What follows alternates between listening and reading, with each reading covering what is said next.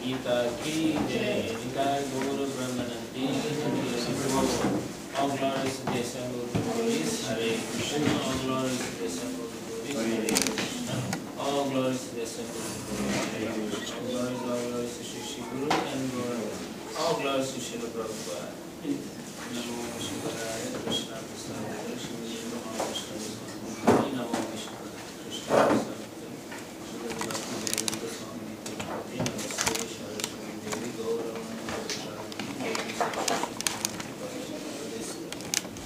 Om Namo Bhagavate Vasudevaya. Om Namo Bhagavate Vasudevaya. Om Namo Bhagavate Vasudevaya. Om Namo Bhagavate Vasudevaya. Om Namo Bhagavate Vasudevaya. Om Namo Bhagavate Vasudevaya. Okay, so today we will start with chapter 1 of the Bhagavad Gita. Alright, so before we go on to this,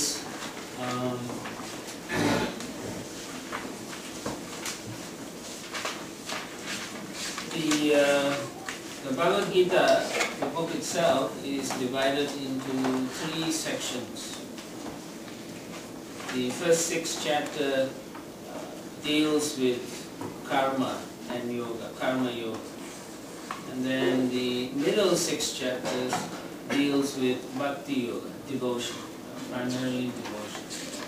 And the last 6 chapters discusses more about knowledge or jnana. So it is said to be karma yoga, bhakti yoga, jnana yoga. Of the 3, bhakti aspect is the most important, and there's a reason why it is kept in the middle. So it's like a secret, so it is hidden in the middle. Generally people buy a book, they look in the front few pages, then at the back page to get the gist of what the book is. So, but if you want to know about devotion, you really have to read it to get to the secret, which is in the middle. So bhakti, to learn to love Krishna, is considered to be confidential. Okay? Therefore, in another word, you can say, you can substitute the word secret or rahasya in Sanskrit. So it is confidential. It's not openly. It's not an open secret. That's why a lot of times people don't understand about the position of Krishna also, because it's very confidential. It's only revealed through one who practices devotion. So it is kept in the middle of the Bhagavad Gita, the most confidential topics. So generally, you don't get anything that is secret until you are very intimate with that person. Then they will reveal to you. So in the same way, you have to know who the audience is, and when they really want to know about Krishna, then it's revealed in the middle section. Therefore, bhakti is placed in the middle of the Bhagavad Gita. Now there are how many verses in the Bhagavad Gita? Yeah, here's some 700 verses. And in this book that Srila Prabhupada writes, he uses commentaries in his purports from at least 4 personalities. Mainly he uses from Srila Baladev Vidyabhushana, a very prominent scholar and acharya in this, Vaishnava, Gaudiya Vaishnava. And then he also uses some from Ramanujacharya, his commentary, as well as Vishwanath Chakravarti Thakur and Sridhar Swami. So in the purports when you read, sometimes he'll say so and so is saying such a thing. But these are the 4 main personalities based on. Now the 700 verses is divided. Predominantly is spoken by Krishna of the 700. He speaks 574 verses. Okay, Krishna speaks 574.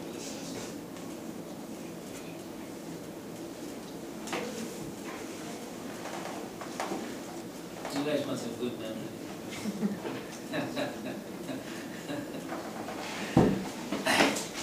Miss Vinaya, I'm going to test you later on. Make sure you know. And Arjuna speaks about 84 verses. The main thing is the dialogue between Krishna and Arjuna. And then Sanjaya, who's the secretary for Dhritarashtra, he speaks about 41 verses. And the king Dhritarashtra, he only speaks one verse, which is the first verse in the Bhagavad-Gita.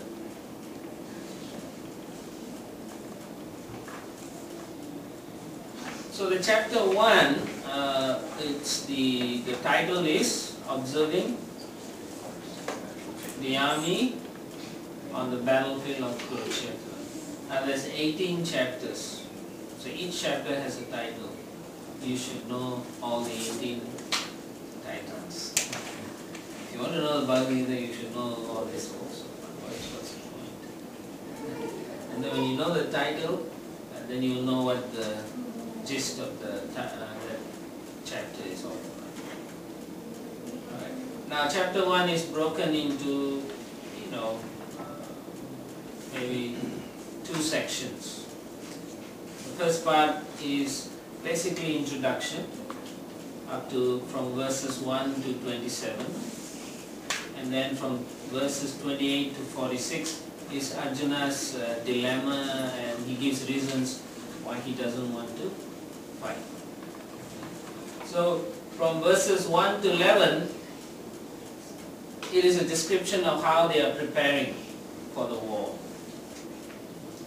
And from verse 12 to 20, there's already indication of who's going to be victorious.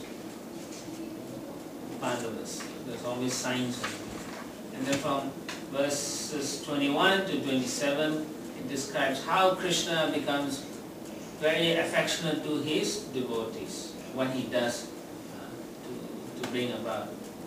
Then from 28 to 46 are the reasons Arjuna gives. He gives 5 reasons. 4 are indicated in chapter 1, and the last reason is in chapter 2. Okay. Any questions?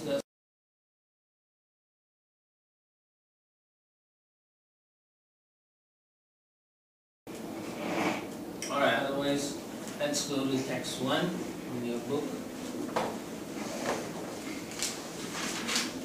You can follow after me. Dhritarashtra vacha dharma kshetre kurukshetre samaveta yuyutsavaha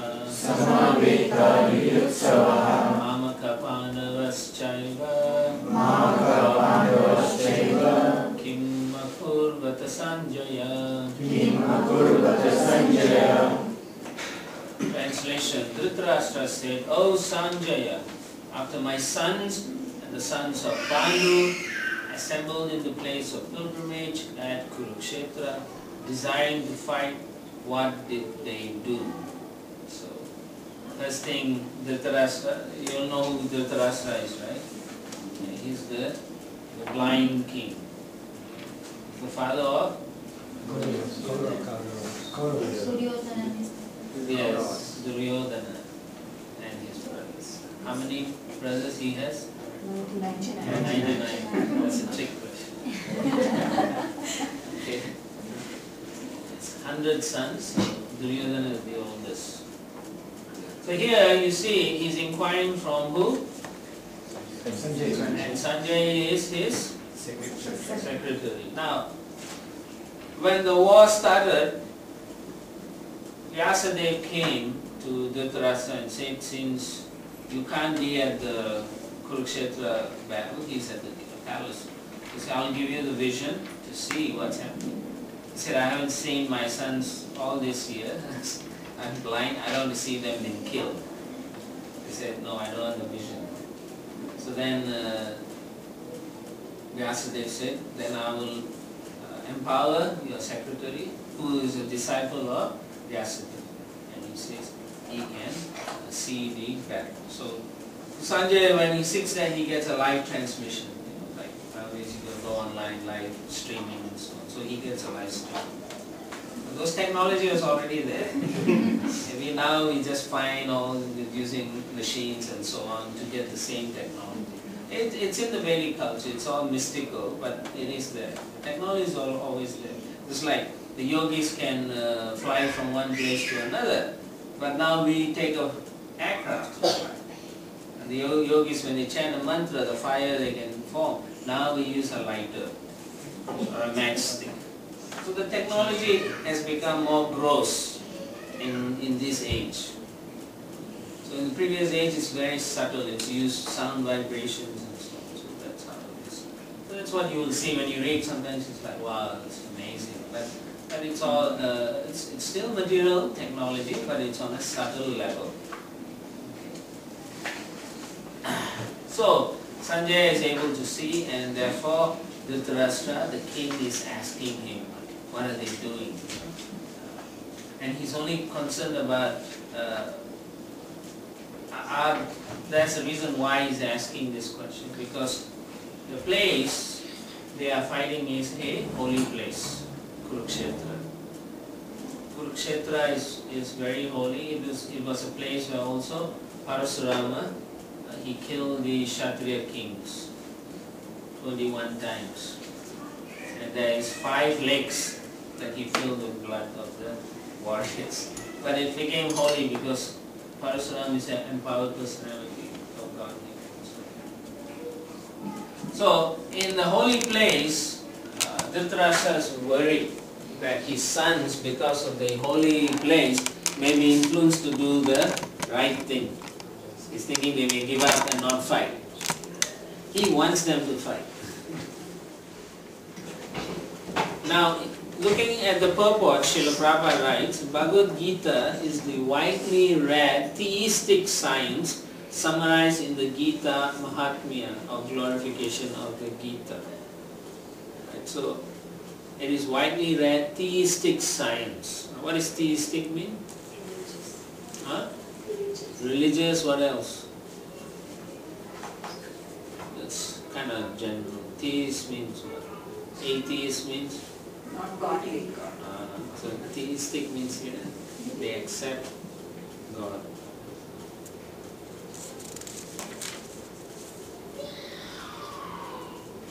There it says that one should read Bhagavad Gita very scrutinizingly with the help of a person who is a devotee of Shri Krishna and try to understand it without personally motivated interpretations. So there you have it. You can't just go and take the book and read on your own. You must be trained to read and understand it according to the disciplic succession. Now there are 4 sampradayas that are coming from the Supreme Lord Himself. And they are Rudra Sampradaya. Rudra Sampradaya, Kumara Sampradaya, Shri Sampradaya, and ours is Gaudiya, Brahma, Madhva, Gaudiya Sampradaya. Okay. So our Acharya, the Parampara Acharya, the Guru is Brahma. Okay, the Shri Sampradaya, Shiva, Lakshmi. Yeah, that's why it's Shri. Shri means Lakshmi. And in the Kumara Sampradaya it is 4 Kumaras, particularly Sanat Kumara, the oldest one. And then the last one is Rudra Sampradaya. Lord Shiva talks about Krishna. These are the 4 Vaishnava Sampradayas. And then there's one Avaishnava Sampradaya, that is the Shankaracharya's 9, Mayavada. So therefore, theistic are people who are in the Vaishnava line, lineage. So they are meant to study under someone who is being trained in these teachings of Gita. And now, when you are studying, again this emphasis is that without personally motivated interpretations. You can't read it thinking, generally that's what people do, right?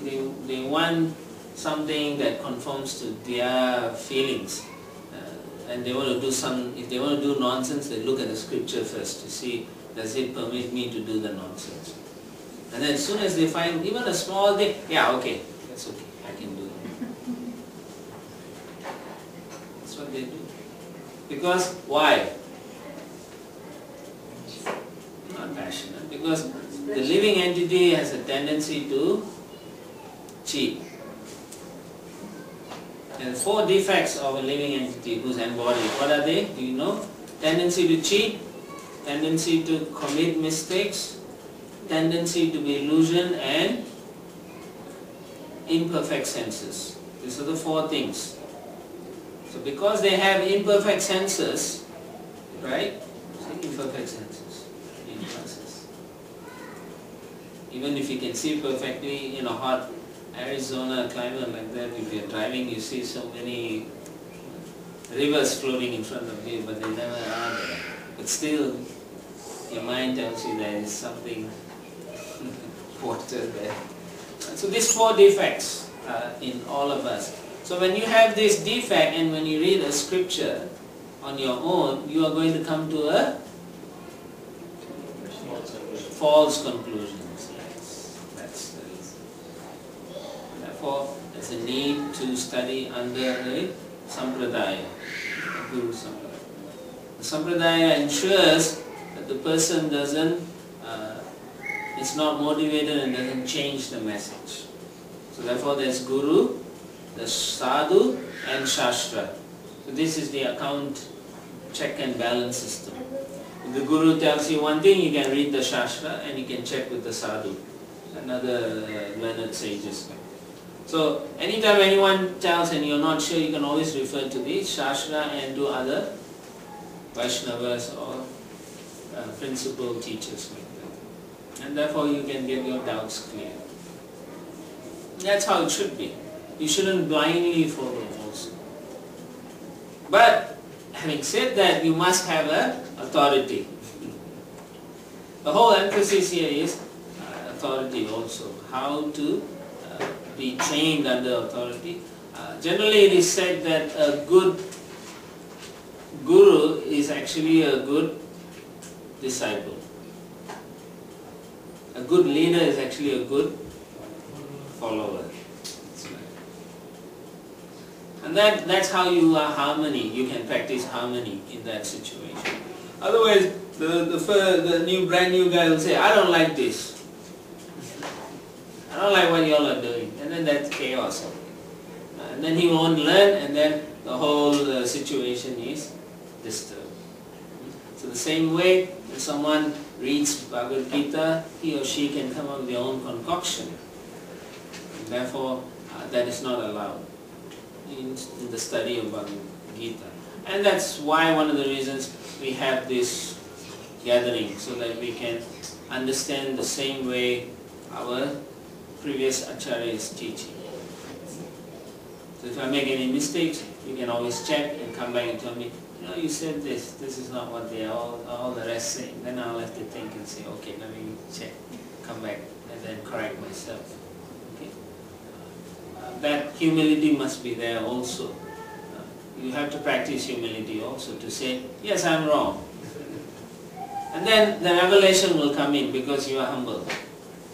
Okay? These are important points. Remember this in wanting to study scriptures. It's not just, oh, I have it and I read it. It helps to some extent, but at the same time, you should be motivated in the right way. So, how to study the Bhagavad Gita? What are the ways one should study it? Scrutinizingly, and then what else? With the help of a devotee, and then without personally motivated interpretations, and finally one should be in the disciplic succession. Okay? So you don't have to come up with your own theories. It is quite clear in the Bhagavad Gita. So we read it and we understand how this is very clear. Now the other thing is the Bhagavad Gita is the essence of all the Vedas. That's right. Therefore, if you can study it nicely, you automatically get the conclusions of all the Vedas. You don't have to go and study the Vedas. The Vedas, even if I tell you you can go and study, you won't understand it. Because it's written in a, yes it's Sanskrit, but it's written in a very high level Sanskrit, coded Sanskrit. Whereas this is spoken Sanskrit, Laukika Sanskrit.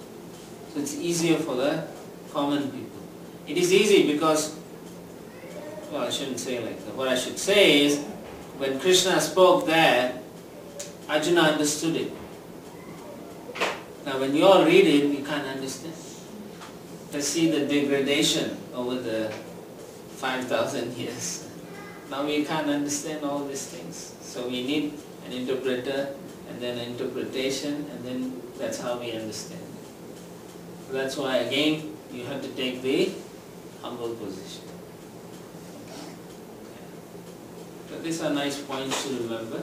So now we go back to Dhritarashtra. He is inquiring. Now what does it reveal in that question that he's asking Sanjaya? What does it reveal? Creates difference. He says my sons and sons of... Okay, so he has some issues there. So I'll go into it. It's, you know, you all should be reading prior, so that makes this, we can go quickly in chapter. But anyway, it reveals he is doubtful, first of all, because he's asking what are they doing, you know. He should know they should be fighting in the war, right? So he's afraid. So that's a doubt in his heart. And fear. He didn't want them to get killed. Not that. He didn't want his sons and the Pandavas to Fight. no, compromise. Oh. He wants them to fight. He wants them to fight. Doesn't want any compromise. Because he wants that kingdom. So no compromise. So therefore he's doubtful. He's like, is this going to happen or not? But at the same time he is, as you said, fearful of the sons getting killed. Okay. And he is, as you said, he's partial to his sons. Now, both are his family members, but he's partial, so therefore he says, Mamaka Pandavacha. So he calls his own my sons, but his own nephews, he doesn't want to call them my nephews. He says Pandu's sons. So he's trying to already distance himself from it. He doesn't want to have any emotional attachment. Now if you read the Mahabharata, you'll find this personality has contradictory emotions. Sometimes he is kind and sometimes he is harsh to the Pandavas. He has ambivalent characteristics. So that's the type of personality you're dealing with Dhritarashtra. Dhritarashtra means he who holds tightly also, you can say. So Dhrita, he's holding the kingdom, he doesn't want to let go. So the names are also, it's actually very interesting how these names are given also. Not because the author gave that name, but these names are at the time of birth, astrological and so on, the nature of the person is revealed and so they give them that name.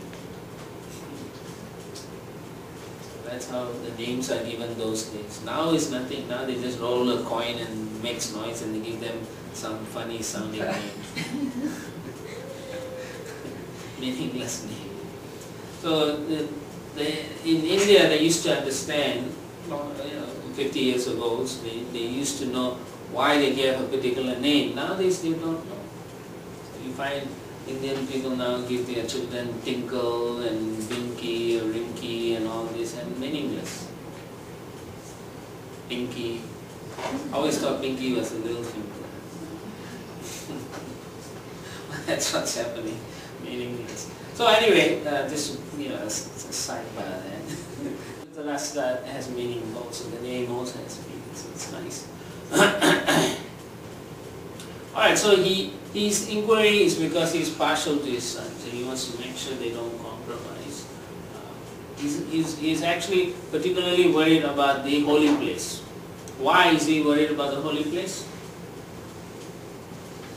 Doesn't want his son to change mind and give away. Not only that, what is the problem with the holy place? It is in a way very places. Huh? A lot of wars took place in that. Killing had took place. Huh? Okay. Rightful people will win. Rightful people will win. That's one of his worry. Pious people will get the right thing. That's his worry. He doesn't want, this is a sacred place. So he's worried about that. A holy place where even the heavenly denizens come down to this place. So he's worried that his sons are actually sinful. He knows that. And so he's worried the effect of the holy place will diminish their potency. Then why did he want to fight? Yeah, he wants them to fight. Still, he wants the land. He wants the country. He wants to rule. You will see, I'm sure you have come across people who are fools, right? You tell them don't do, but they will do. Or even your own children, right? You tell them, I don't want you to go, and then they will secretly do it. Even though you give good advice. So what to speak of people who are coveting vast amount of land and fortunes.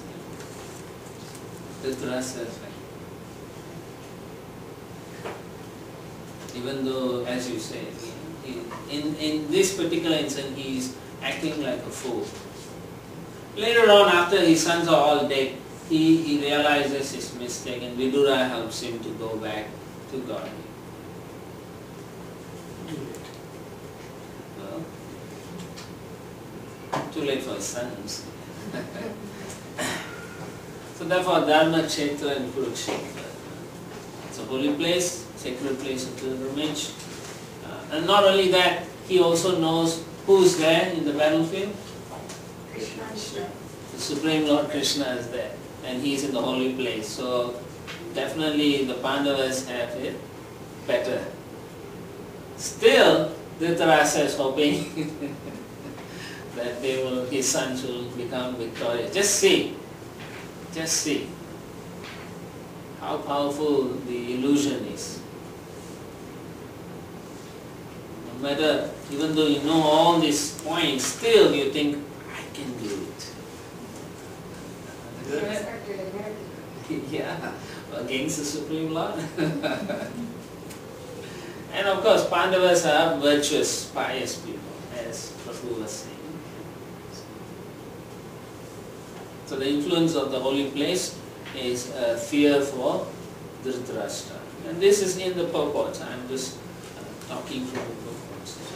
Take down notes as you feel help you understand it. And so he's hoping that because it's a holy place, the Pandavas will become affected and they will renounce their kingdom. That's the other hope he has. That's why he's asking, what are they doing? Are they, mediating? The mediation all is over. Krishna tried to mediate and they said, get lost, we'll fight. So in the purport also, Srila Prabhupada talks about,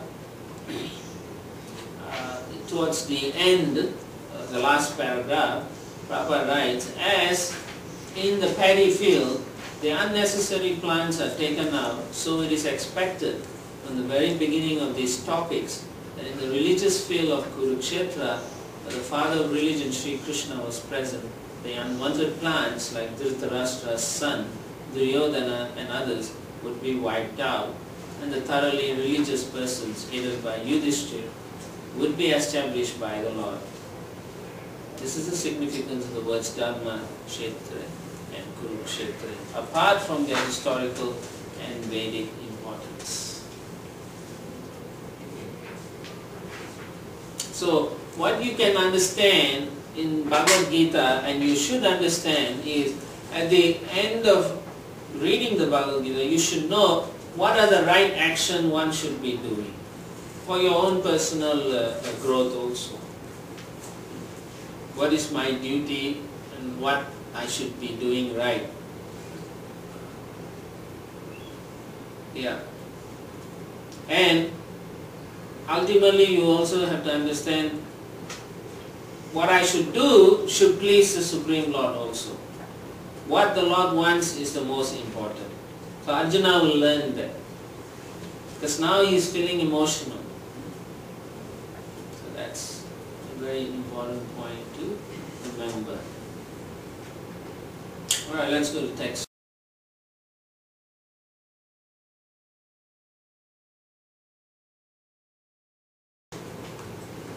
Sanjaya vacha Drisva tu pandavanikam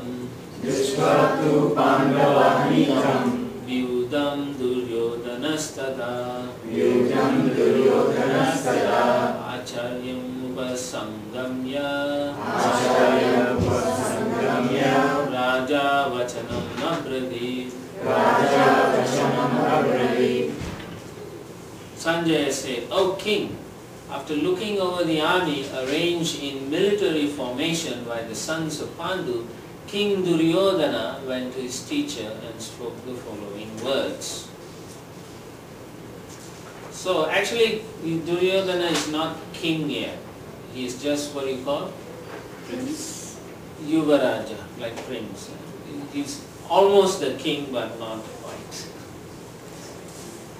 But here, because he has the qualities of the king, he has the qualities of the king. Therefore, he is in this battlefield. He is addressed as the king, King Duryodhana.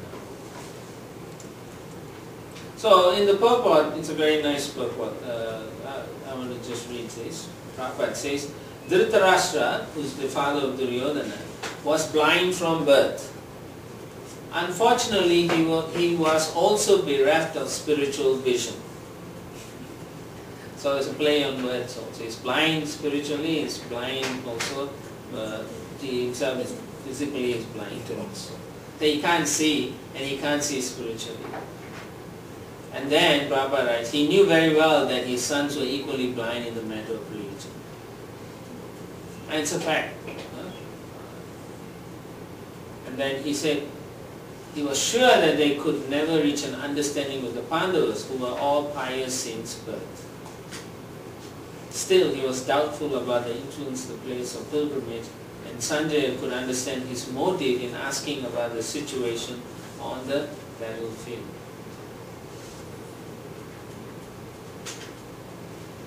And the other reason why Duryodhana is called king is also because he is expert in politics. Or diplomat. He can go and talk one. And as devotees, we shouldn't be diplomatic. We should be straightforward.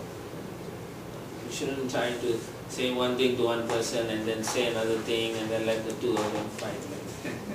So that's not a good quality. So, of course, when the situation demands, you may have to practice some diplomacy, but it shouldn't be at the expense of your spiritual life. One should be very careful.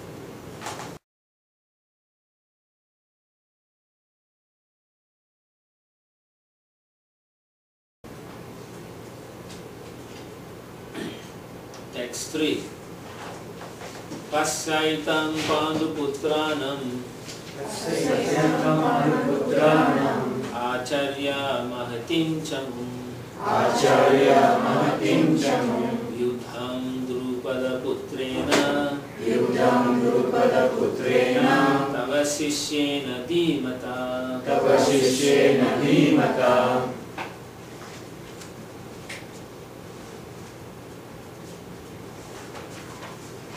So here, translation. O my teacher, behold the great army of the sons of Pandu, so expertly arranged by intelligent disciple, the son of Drupada. So here, Duryodhana Now he has a lot of powerful personalities in his army. He has Bhishma, he has Dronacharya, he has Karna, he has Jayadratha, he has quite a lot of powerful personalities over there. But among them, the general of that army is Bhishma, but he is a Kshatriya. Dronacharya is a Brahmana. So out of etiquette, he goes to Dronacharya first and addresses him. Now in addressing Dronacharya, he is actually sarcastic. Even though this is his spiritual master who taught him warfare, he is sarcastic. Because he says, look at the Pandava's side, look at how they've arranged the army by your disciple, who is the son of Drupada. There is a historical background to this also. Dronacharya and Drupada, King Drupada, became enemies. When they were young, they were in a Gurukul studying together, and Dronacharya used to help Drupada. And then when Drupada was happy with Dronacharya, he promised, he said, when I become a king, I'll give you half my kingdom. And then after they left their Gurukul, they went to different ways. And Dronacharya got married and he had a child, Asvatthama. Now, then at a certain age they couldn't afford, they were very poor. They couldn't have a cow, nothing, no milk. So then the wife said to Dronacharya, why don't you go and ask help from your friend Drupada? Then he remembered the promise of Drupada. So when he approached Drupada, King Drupada, the king feigned like he didn't know him and said, no, I never said that. Anyway, we were young when we said that, it doesn't count anymore. So then Dronacharya was hurt and he made a vow that he will teach King Drupada a lesson. So then he comes to the Pandavas, the Kauravas kingdom, and then he meets with Bhishma Dev and he says, I will teach warfare to your grandchildren. So then he teaches both the Pandavas and the Kauravas. And for their graduation, he told them they go and conquer Drupada. So they went, first the Kauravas went and they got defeated by Drupada, King Drupada. Then Pandavas went and they captured King Drupada. So when the Pandavas captured King Drupada, he was very happy. Because he liked the prowess of Arjuna. He has heard so much about Arjuna. So immediately in his heart he wanted to give his daughter in marriage to Arjuna. But it didn't happen at that time. So anyway, he felt like that, I would like to give my daughter to him. So, but then Dronacharya told the Pandavas, tie him up and bring him. So they dragged him, like an animal. So he's a Kshatriya. They are very proud. They don't like to be treated like that. So anyway, when they brought him to Dronacharya, Dronacharya said, I'm taking back what you promised me. So I'll take half your kingdom and you can have the other half and you can go away. So he ridiculed him and embarrassed him. So then Drupada at that moment made a vow that he will kill Dronacharya for the humiliation. So when he got back to his kingdom, he called all the great mystic sages and he said, do a fire sacrifice and I want a son who will kill Dronacharya. And so when they did this sacrifice, from the fire, immediately a son was born for Drupada, and he was Drishtadyumna, fiery personality. He was like Achilles, warrior. So he comes out fiery, and then he also gets a daughter, and that is Draupadi, the mystical, the most beautiful. She is actually an expansion of the goddess of fortune. So she takes birth and she is the one who married the Pandavas as he desired. Anyway, she marries 5 brothers. So then Drupada sends his son to learn under Dronacharya the warfare. And when Dronacharya heard that he made a sacrifice and the son will kill him, he didn't say, I'm not going to teach you. He was a very elevated person and he accepted his role as a teacher. He said, sure, I will teach you. He didn't hold any ill feeling towards Drishtadyumna. So he teaches him that. And that is what Duryodhana is stabbing him and saying, look what you did.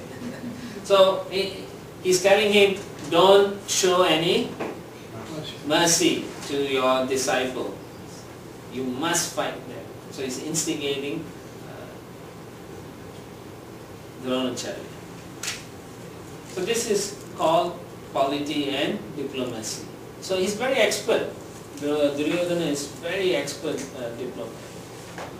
So he pointed his mistake. In a sense he says it's a mistake. But now you have to repent, so you fight without any hesitation. Why? Because Dronacharya has so much more affection to the Pandavas. Because they are pious people, they are very nice people, who won't like them? So he knows about that, so he's not instigating him to, okay, make sure you kill those guys. And Dronacharya is also very powerful, even though he's a Brahmana, he's a very powerful warrior. Actually, no one can defeat him also. But Krishna is so smart, he gets him to give up fighting. Makes a play on words. Alright, text 4.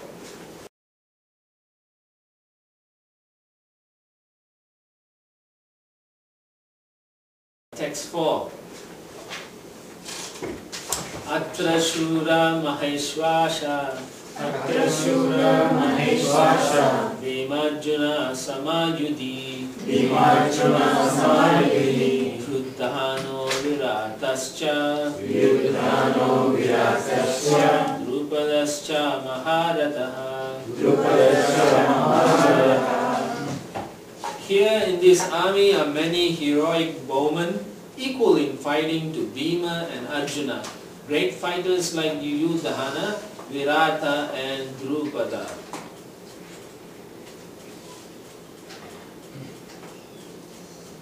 So he's pointing out to Duryodhana. He's saying, look at this army, look at all these people. They are as strong as Bhima and Arjuna.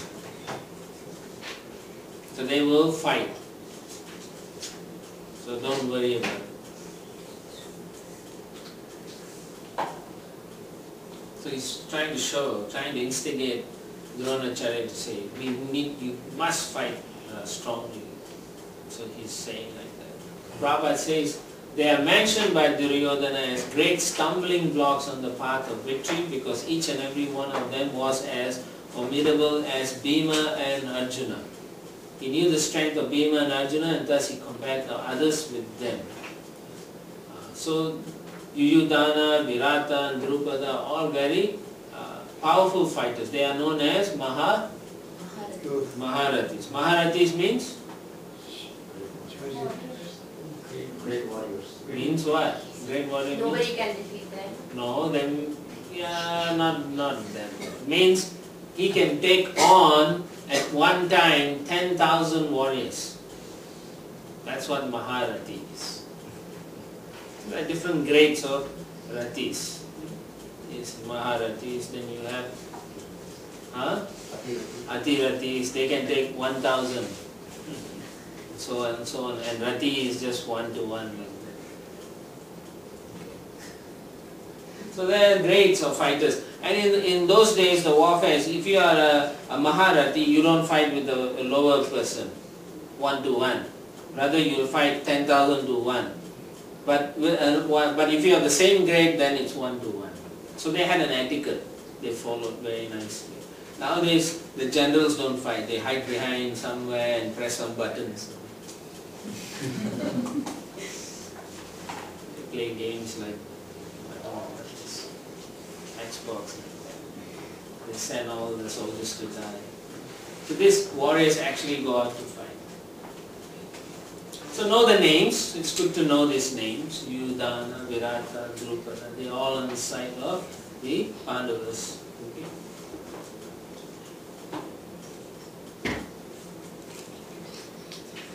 So he mentions Draupadi's name again, right? Why? To incite again anger. So there's anger. But actually Duryodhana is afraid of who? Bhima. Because Bhima has a fiery temperament, and from young Bhima has always smashed them, smashed him and his brothers. Bhima is very powerful personality. You can say he was, if the average height was 8 foot those days, it is like that, they were like 8 foot tall, the average height. Bhima was like 10 foot tall. And he could take on all the 100 sons of Duryodhana, even when they were young, and he would defeat them in all the match. And Duryodhana tried to kill him, poison him, and do so many things. So that's not what a king does. Therefore, he's not fit to be a king in that sense. So therefore, he mentions Bhima's name first, because he hates him so much. It comes out automatically. You can see even in this Bhagavad Gita, you can see how these personalities, they can't hide their feelings. The anger is there. And he's also afraid of Bhima because Bhima took 3 vows. You know that? The first vow he took was he'll kill. He told all the other warriors, no one is to touch the 100 sons, they are mine. I'll kill them, each one of them. So he took that vow. Somebody's phone or something. Yeah, so even during the war, they didn't, the other warriors, when they had chance to kill some of the brothers, they didn't, because Bhima told them, don't, leave them to me, they are mine. I'll take care of them. And he was terrible when he killed the sons of Dhritarashtra. He would be like a madman. He would tear them apart and then take their intestines and put in his mouth and act like a crazy guy. So Duryodhana was a bit worried. And then the second vow he took was he said he will break the thighs of Duryodhana. Because Duryodhana insulted Draupadi by showing his thigh. In Vedic culture, the men are not supposed to show your thighs. Okay? Your dress should come up to your knee. I mean for both sexes. You shouldn't show your thigh. That is culture. Now there's no culture. You can walk naked in the street, nobody cares. But in those days, they take certain things as culture. So he showed his thigh to Draupadi, and therefore he said, I'll break those ties. And then the last vow he took was when Dushashana in the gambling match, he tried to disrobe Draupadi. So he said, I'm going to tear him apart and drink his blood. Well, he doesn't, but he says that, and rip his heart out, which he does in the battle. He just tears the body, takes the heart out in front of everyone, and then starts putting in his face. And so when everyone sees, they get really frightened of. So Duryodhana is frightened of Bhima. He knows this guy has a capacity to do these things. So he's hoping that Bhima will die in the first few days of the war. Alright, so now we see some more powerful warriors.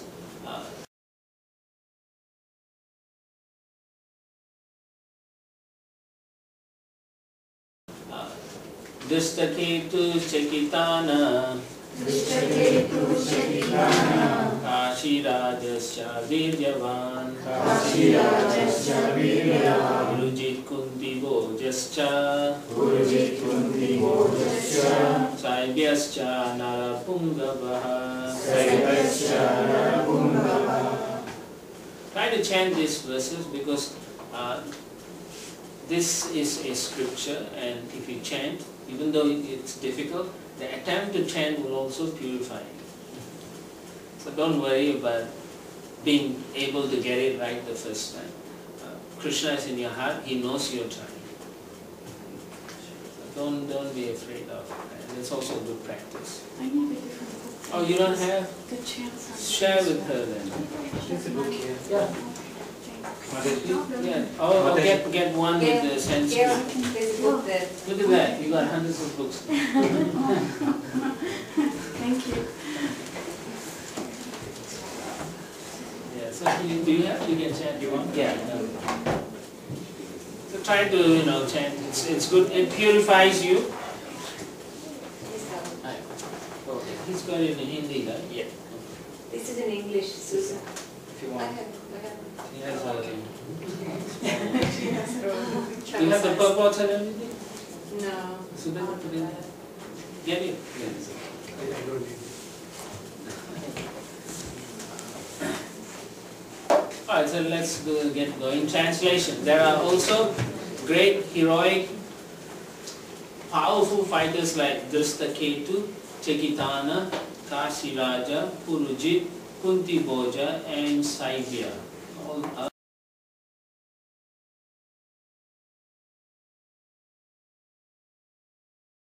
powerful warriors. Text 6. Yudamanyuscha Vikranta Uttamojascha Viryavan Saubhadro Draupadeyascha Sarvayeva Maharataha.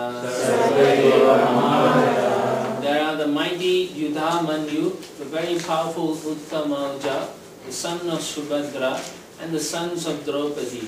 All these warriors are great chariot fighters. These are all very Maharathis. They can take on 10,000 warriors at a time, foot soldiers and so on. So he is telling Dronacharya, look at all these people. You have to, you can easily get rid of them because you are as powerful as they are. So yeah, so these are nice to know all these warriors, the names and so on. Now Subhadra's son is Abhimanyu, and then Draupadi has 5 sons. I don't know, but it's in the Bhagavatam, the name of the sons. You can check.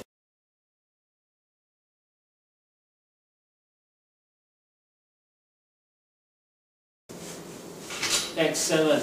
Asmakam tu vishishtaye tan niboda dvijuttama nayakama sanyasya samnyatam tan bravimite. But for your information, O best of the Brahmanas, let me tell you about the captains who are especially qualified to lead my military force. And now he's saying, okay, I've shown you what the opposition is, but we have better people. So he's kind of very proud now. Because as he's speaking to Dronacharya, that's all the other people are also listening, right? So they may be losing heart when they hear him praising the opposition party.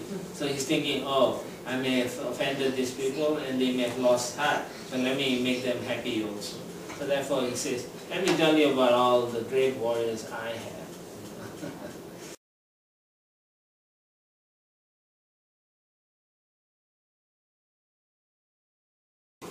Text 8. Bhavan Bhishmascha Karnascha Vipascha Samitim Jaya Ashvatama Vikarnascha Saumadatti Sataivacha. There are personalities like you, Bhishma, Karna, Kripa, Ashvatama, Vikarna, and the son of Somadatta called Bhurishrava, who are always victorious in battle. So there's still more personalities on his side. He's very proud of them, and he wants to show Dronacharya that we also have great warriors. So basically, he's a very expert diplomat. He describes the strength of the Kauravas, and he's also describing the strength of the Pandavas, and at the same time he's encouraging all the warriors who are listening in on at the same time.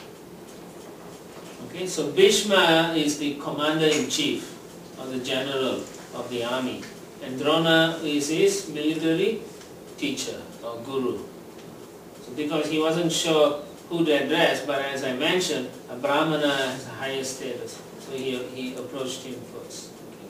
So, and then in saying we have these great warriors, he mentions Bhishma first.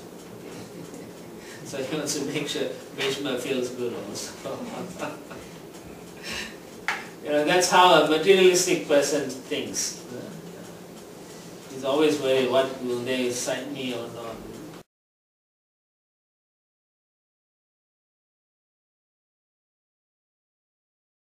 Text 9. Anyacha bahava sura madate tyakta jivitaha nana shastra praharanaha sarve yuddha visharadaha. There are many other heroes who are prepared to lay down their lives for my sake. All of them are well equipped with different kinds of weapons, and all are experienced in military science. Okay, so he's saying there's so many people who are ready to die for me. Basically, he's already, said everyone's going to die. That's what he's saying. Indirectly, he's saying everyone is dying. He doesn't know it, but he's saying it, and it's going to happen. The reality is going to take place. So he's confident of victory because of all these warriors he's mentioning. He believes in the strength of his friends. He believes in Bhishma's prowess and ability. And so he's thinking, surely we cannot lose. It's not possible. So he's so full of confidence, and he feels the support of both Bhishma and Dronacharya will support him. Why? Because when Draupadi was insulted, when they were trying to disrobe her, both Bhishma and Dronacharya kept quiet. They both, even though they knew what was right and wrong, they didn't do anything. When the lady was humiliated, they didn't come to her rescue, they just kept quiet. That was also a sinful thing, and because of that, they have to also die in this battle. Krishna makes sure. And later on, when Yudhishthira asks Bhishma, why didn't you stand up for what is right? Then Bhishma says, because I ate in the house of these sinful people, so my consciousness was affected. That's why you should only eat Krishna prasad. Yeah. If you go out and eat anywhere in any place you like, the consciousness of that person who's cooking will affect your consciousness. If you go to some restaurant and then the guy who's cooking could be a rapist or a murderer, and then when you eat you feel like, oh. Yeah, it affects our consciousness. Yeah. Isn't it because of the vow Bhishma has taken that he could not say anything? The vow was one thing, but at the same time he didn't have the strength. He is supposed to be a Mahajan. He knew what the law is, but he didn't want to say it because he was taking money. Basically, they paid him, right, in the position. So that's why he couldn't say it. It affects our consciousness. Even if you made a vow, when the principle that is the greater principle you should stand up for, but he didn't stand up for those principles. But every time Krishna and Drona followed religion and dharma very strictly, right? Yeah, but then, yeah. At this time only they didn't support. Why? Oh, quite a few times they didn't support, not just that one time. Yeah. Because of that, they just didn't want to, as he also said, Bhishma made 2 vows. He said he will protect whoever is in the throne. Whatever they say he will do. Yeah, means like opposing for the humiliation of Draupadi is not affecting Duryodhana or his kingdom, right? Exactly. So they could have That- stopped it. Exactly. But because he was eating in that house, his consciousness was contaminated, he didn't want to say anything. He says that to Yudhishthira. So it affects, so therefore you have to be careful. Spiritual life for us, we have to follow certain rules to make advancement, to keep your mind pure, your heart clean. So there are certain rules we have to follow also. This doesn't mean because I come to the temple, I can go and do any damn thing outside. No, you can't do that. Because you have to prove to Krishna that you are sincere, that you want to go back to his lotus feet. And therefore, whatever we do outside also matters. So if you do simple activities, you are always at a disadvantage. Your consciousness will be brought down. You cannot think clearly. That's the difference between someone who's purified and someone who's not purified. Someone who's purified will immediately do the right thing. Someone who's not purified don't know what to do, and oftentimes they'll do the wrong thing. So taking food that is not offered to Krishna will contaminate your consciousness. And if it's not offered to Krishna, Krishna in the 3rd chapter says, verily he eats sin only. By eating their food, do you think he is very loyal to them? Basically that's what he means. Yeah. That's what he means by I ate in their home. Yeah. And Dronacharya, same thing, he's getting paid by Duryodhana. So if the guy writes just like you all work in the office, right? You'll fight with your bosses for everything. No, you're like, oh, he's paying my bill. So how about Yudhishthira and everyone? Yeah. What about them? How about Yudhishthira even they didn't oppose, right? Because they lost.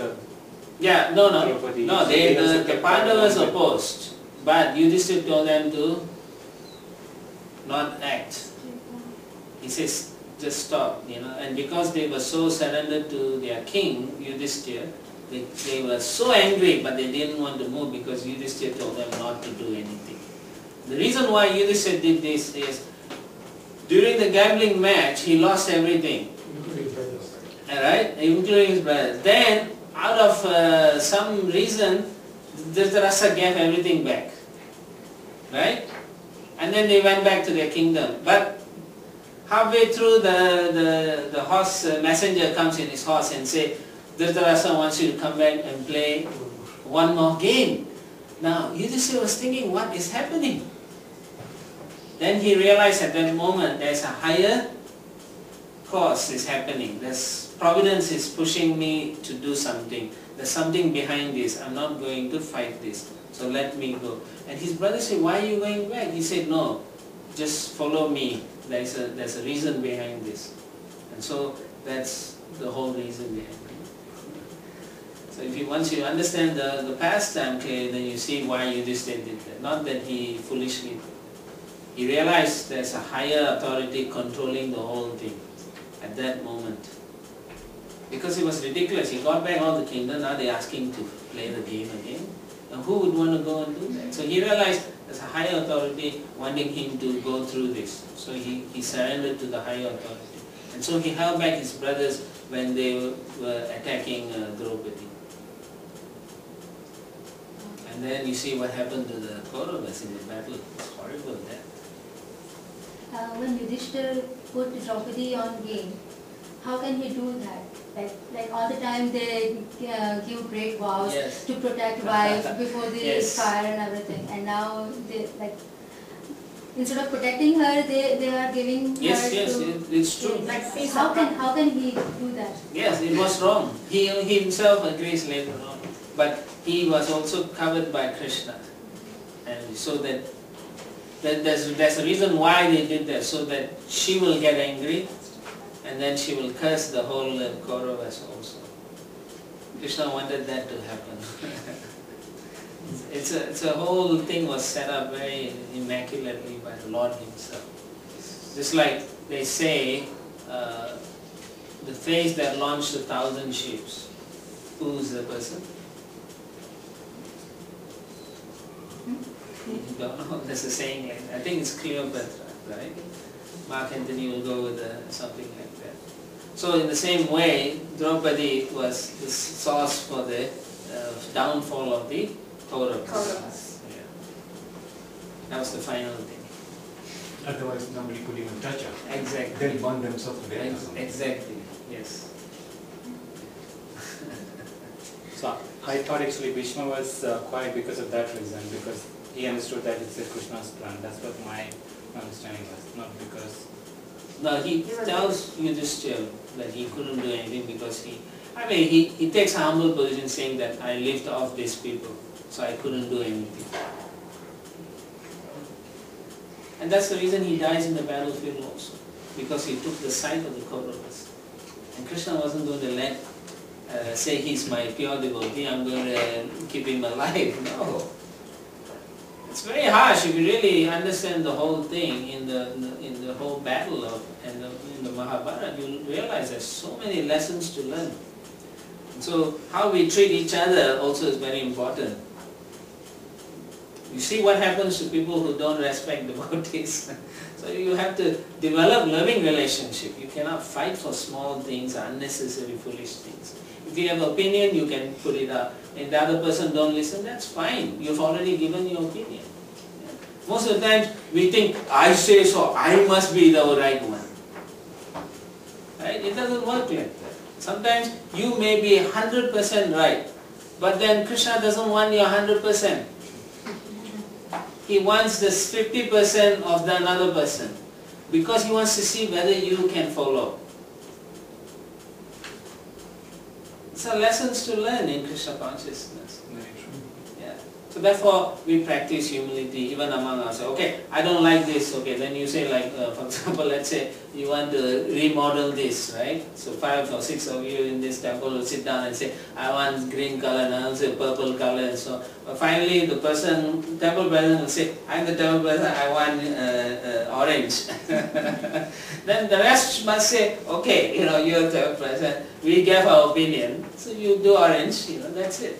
And then later on when the congregation comes and say, I don't like the orange, the rest of you cannot say, the temple president did. We say, we talked about it and we settled on this color. That is the right way to say it. And that is harmony, that is loving. So this is what we learn from the Mahabharata. And then you find yourself growing spiritually. Because these are all minor things, disagreements and so on. What is the higher goal? To love Krishna. Yes. That is what you all should always think. If we cooperate, is Krishna more happy, or do we not cooperate and Krishna is not happy? Which is the thing that I should do. So this is how you should think. This is a lesson we do. If you really read the Bhagavad-Gita carefully, you will come to these conclusions nicely with the harmoniously. So you can see how Duryodhana can't work with the Pandavas. He was always in disharmony. So you should ask yourself, are you going to be a Duryodhana or are you going to be a Pandava? In any environment. The same principles apply even in social circumstances outside, in your family and so on. So it's applicable.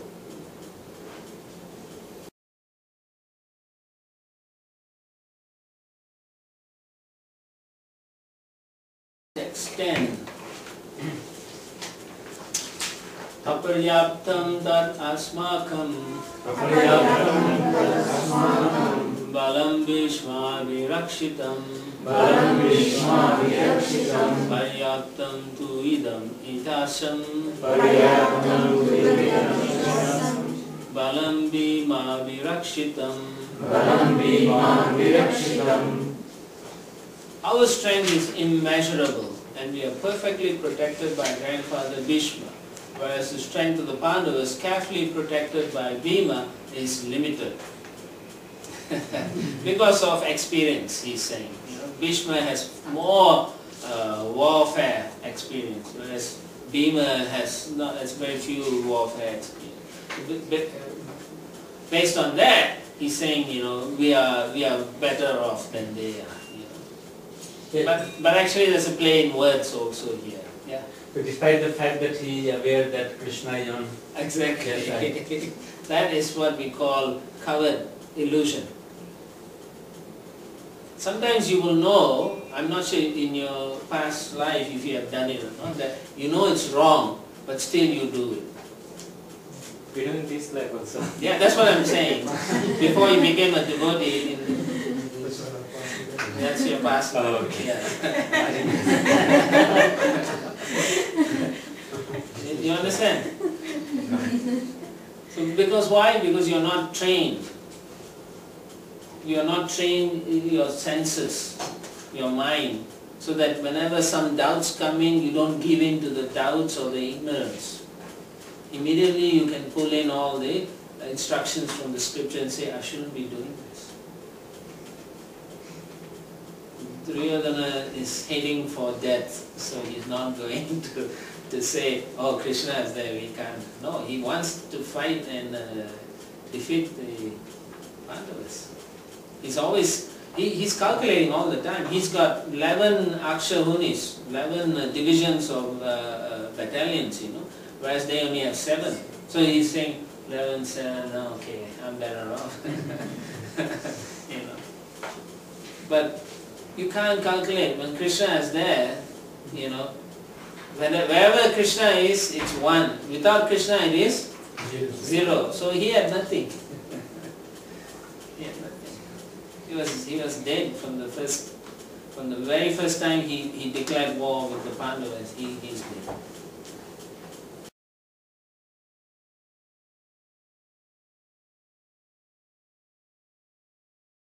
Text 11. Ayaneshu cha sarveshu yatha bhagam avastitaha Bhishmam meva virakshantu bhavanta sarva evahi.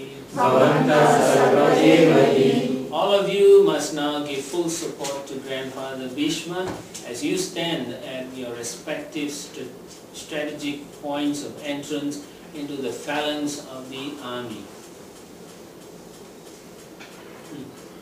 So here Prabhupada writes in his purport, Duryodhana, after praising the prowess of Bhishma, further considered that others might think that they had been considered less important. So in his usual diplomatic way, he tried to adjust the situation in the above words. He emphasized that Bhishma Deva was undoubtedly the greatest hero, but he was an old man. So everyone must especially think of his protection from all sides. So this is how a diplomat talks. It's all a matter of politics.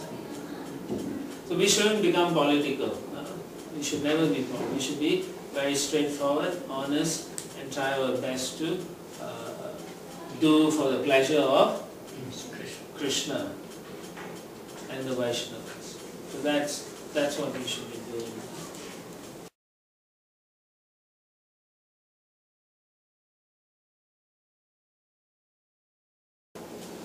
So now we go to text 12. From 12 to 20, it will show what?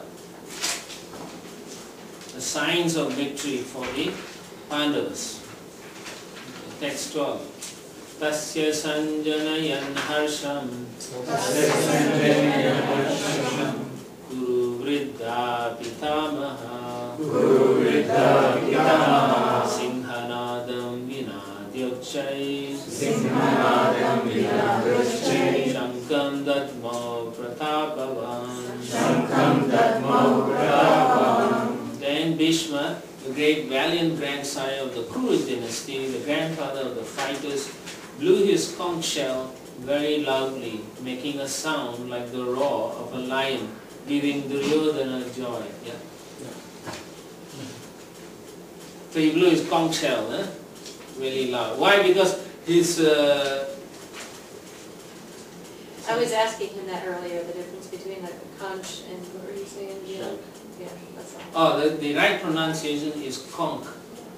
Oh, okay. the English word is conch shell, but over the years it became conch shell. I was saying in Hindi. And the word is a Sanskrit word, shank.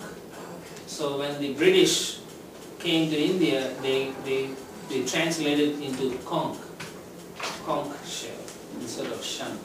So they called it conch. So I thought it was two different things. Yeah, so that I'm used to the, when we grew up, I was in the British system, so conch shell. I can say conch shell. But then I'll always feel that's not the right thing. So anyway, the reason why he blows, because Duryodhana is talking too much and he's like, okay, I'll just blow to make him happy. So he just blows it. And in another sense, the conch shell represents Vishnu. So by blowing the conch shell, indirectly he's telling you your fate is sealed, my grandson. You are defeated. So this is an interesting sign, actually. There's symbolism of conch shell purposes. Indirectly informs him that the Lord is over the other side and the conch represents the Lord, so you're going to lose.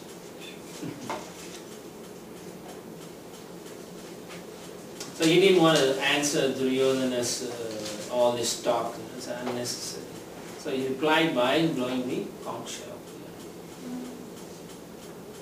So it indicates that the victory or defeat is not in our hands. It's in the hands of the Supreme Lord, Krishna, who is on the other side. But I will do my duty. I will fight and die. That's what Bhishma is saying. So basically Duryodhana had no chance of victory. Okay? Because Krishna is on the other side. It's already a given. It's just a game now.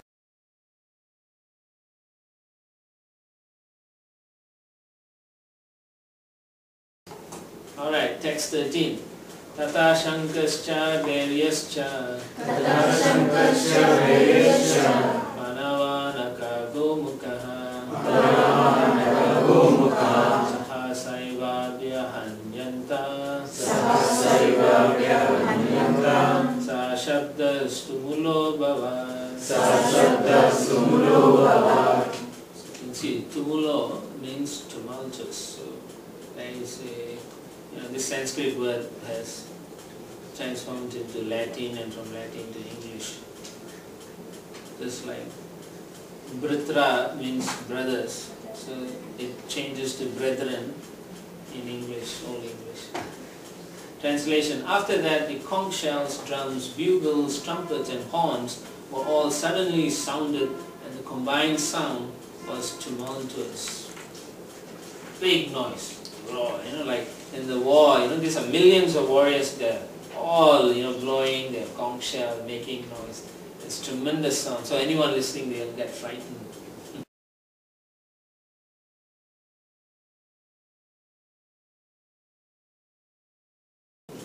Text 14. Tata svetair hayar yukte mahati shandane stito madavaha pandavaschaiva divyo shanko pradatmatu. On the other side, both Lord Krishna and Arjuna, stationed on a great chariot drawn by white horses, sounded their transcendental conch shells.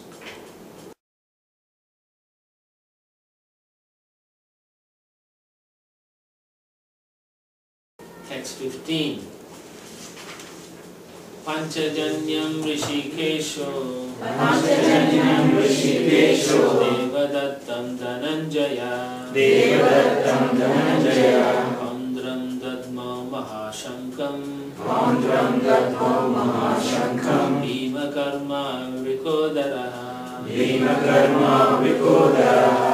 Lord Krishna blew his conch shell called Panchajanya. Arjuna blew his, the Devadatta, and Bhima, the ferocious eater and performer of Herculean tasks, blew his terrific conch shell called Paundra. He had a big conch shell. That's why it's translated as terrific conch shell. So all these are signs. Rishikesha means Krishna is directly controlling the senses of his devotee. Rishikesha directs the senses of his devotee. So he is personally there. So therefore he is personally confirming the victory for the Pandavas. The Kauravas are surely defeated. That's one of the signs. So whenever the Lord is there, automatically the goddess of fortune is also there with him. It's a given. She's always where Krishna is or where Narayan is. Wherever the Lord is, the goddess of fortune is present. So that's another indication that if the goddess of fortune is where Krishna is, then the Pandavas will be fortunate. So they will also be victorious. Goddess of fortune is Lakshmi. In Bengal, they call Lakshmi, they call her Loki, or Lokmi, or Loki. So Loki is where the British again uses the word lucky. Oh. That's where the word lucky comes, Loki. Loki. It's interesting how these words are derived. So fortunate, lucky. So all fortune is guaranteed. And not only that, in the purport to the previous verse, Srila Prabhupada explains how Arjuna is also given a chariot by the fire god, Agni. He gives him an indestructible chariot. So he can fight with the chariot any direction. It's a very powerful chariot. So he can conquer in all sides, wherever it is drawn in the three worlds. So he's got a very powerful weapon as well, a chariot. All these are showing that he is capable of victory. Okay? And the conch shells again, they are transcendental, indicating again they are symbol of Vishnu, indicating that the victory will be for the Pandavas. So Arjuna also has a quiver which is inexhaustible arrows he can take. Amazing, right? So many arrows. And he is ambidextrous. You know what that means? Yeah, he can. So, and his bow, Gandiva, when he puts out his right hand, he'll jump from left to right automatically. He doesn't have to hold and pull. So that's how he used to fight like that. And then when he's tired this hand, he puts out and the bow will jump over and he fights this way. And they were fighting at a different level. They used mantras. They chant mantras and shoot the arrows, and the arrows will transform into different weapons. So they program the arrows just like missiles today. Yes, yes. But they are more smart bomb. Ours is not as smart. Because theirs could be nuclear weapon also, but it can kill only one person. They can program it like that. So it's a higher technology again. Nowadays it's amazing though actually, right? Huh? Isn't it amazing 5,000 years back actually? Oh yeah. 100 years back, like, we won't believe so many things, right? Yes. This technology is still available provided you can come to the purity.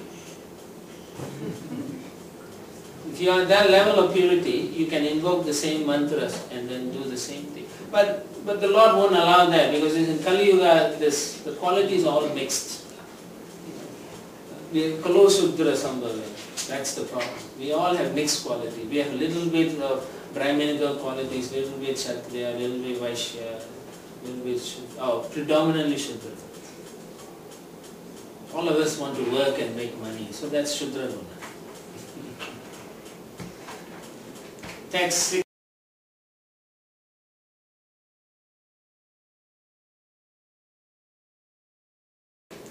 16 to 18, and then we will stop for the day. Ananta Vijayam Raja Kunti Putro Yudhishthiraha Nakula Nakula Sahadevascha Nakula Sahadevascha Sugosho Manipushpakau Asyascha Parameshvashaha Shikandi cha Maharadaha Drustadimno Viratascha Satyaki cha Parajitaha Drupado Dropadayascha Sarvasha Prithivipate Sobhadrascha Mahabahu Shankam Dadmu Pritak King Yudhishthira, the son of Kunti, blew his conch shell, the Ananta Vijaya, and Nakula and Sahadeva blew the Shrugosha and Mani Pushpaka. The great archer, the king of Kashi, great fighter Shikandi, Drustadumna, Virata, the unconquerable Satyaki, Drupada, the sons of Draupadi and others, O king, such as the mighty armed son of Subhadra, all blew their respective conch shells. So again, you see all of them. In this battlefield, this is how, before they start the war, both sides will blow.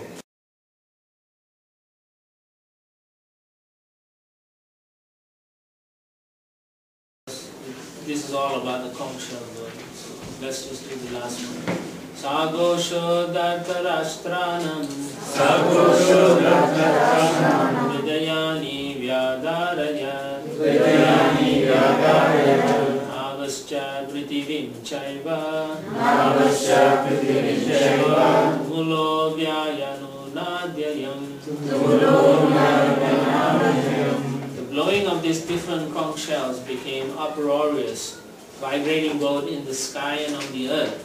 It shattered the hearts of the sons of Dhritarashtra. So they are feeling very scared. Whereas when they blew, the Pandavas didn't feel frightened at all because they had Krishna. Whereas these personalities became very frightened. They're going to war, they're going to die. So now we'll stop here.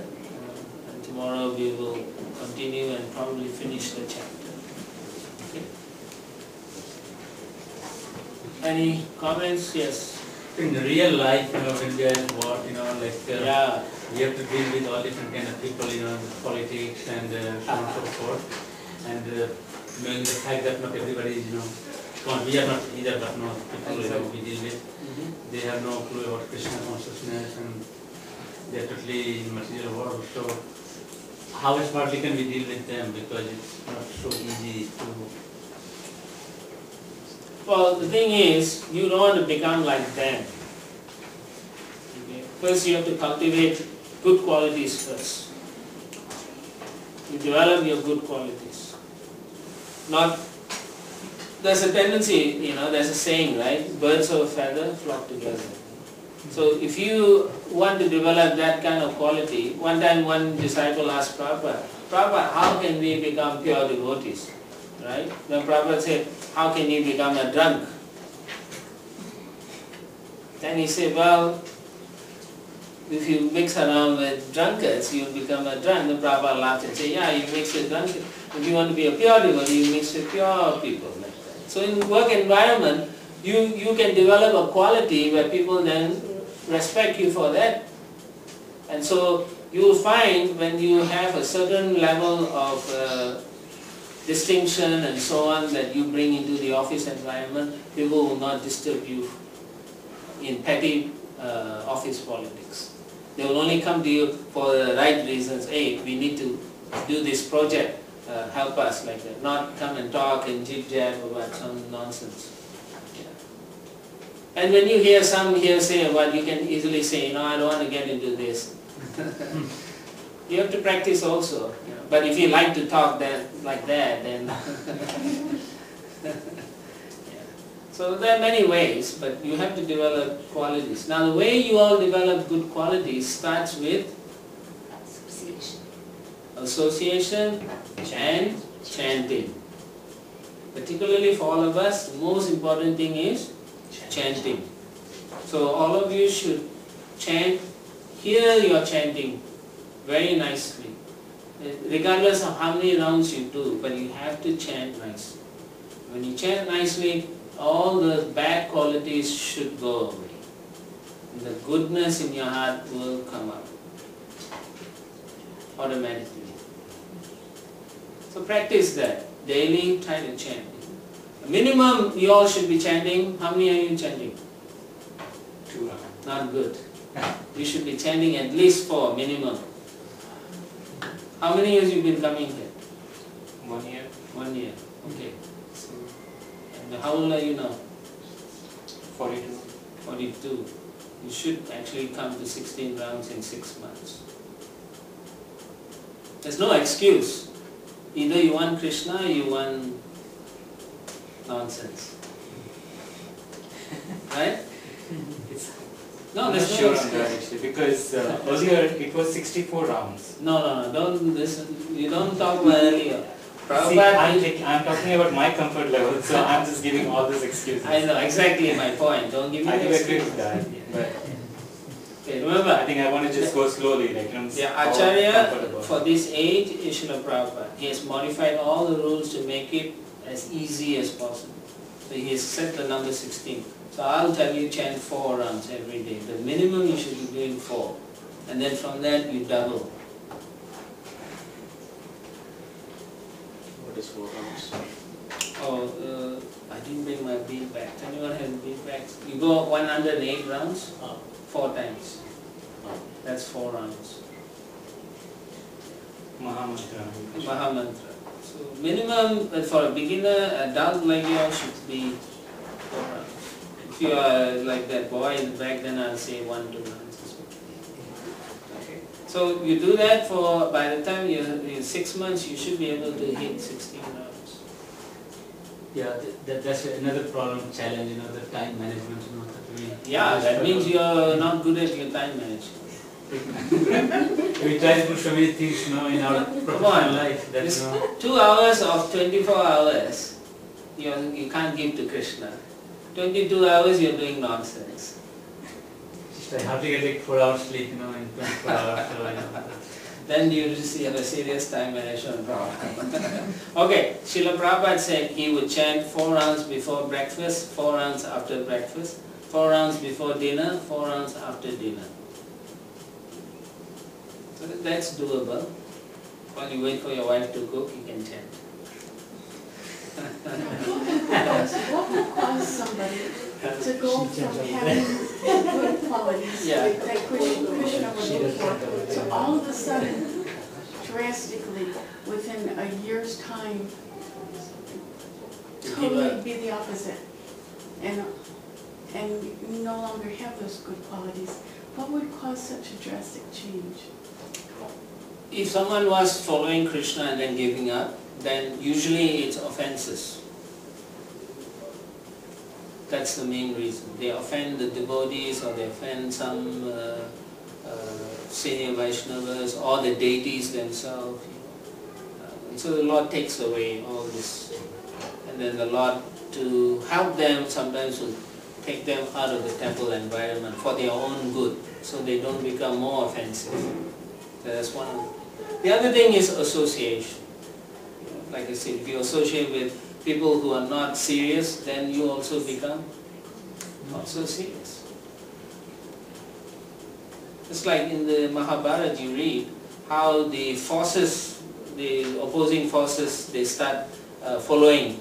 Even though some of them knew it was wrong, they still sided with Duryodhana for the wrong reasons. And then they have to pay the price. But isn't Krishna testing sometimes? Yeah, but Krishna will test if you are at a very high level. Krishna is not going to test you when you're just starting off. He'll test through the devotees. I'm not talking about myself actually, I was just trying to, Answer. not answer, just trying to, Suggest. not just a point of view of my, Oh, yeah, that's a possibility also. because even I've seen some of the devotees, when they reach high level, how come did it come down? Yeah. Basically, usually offenses are there. I'm not sure I'm a devotee, but I'm just trying to be. Most of us are practicing to become devotees. We cannot claim to be devotees, because to be devoted means truly we don't have any other agenda. So we are all practicing, and we should practice the best. You know, if you don't do it now, like I'm encouraging you to chant 16. If you don't do it, if you leave your body tomorrow, then you lost the opportunity. You understand the seriousness of the matter? So you all don't take it for granted. Next year I'll okay. But that belief should come into you, right? That Yeah. mercy should be coming. Yeah. So I'm giving you the mercy.